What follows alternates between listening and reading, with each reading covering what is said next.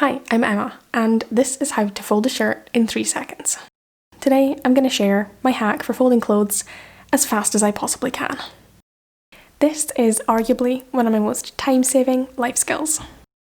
You want to pinch up at the neck hole, and then the real hack is doing this middle finger swoosh around. So you put your middle fingers where you want to fold and you use them to flip the arms round to the back and lay it down to fold it in half.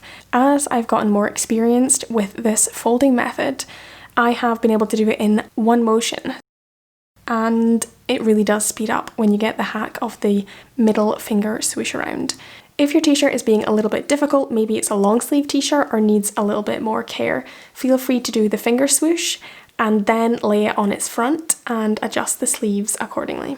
But this should work for all sizes and shapes of t-shirts, and if you want them all to be in a symmetrical folded pile, then just adjust where along the neck and the shoulders you pinch and where you do the doubling over. This also works for me to take my clothes down from the dryer in one motion, swoop them round and fold them in half, just like this.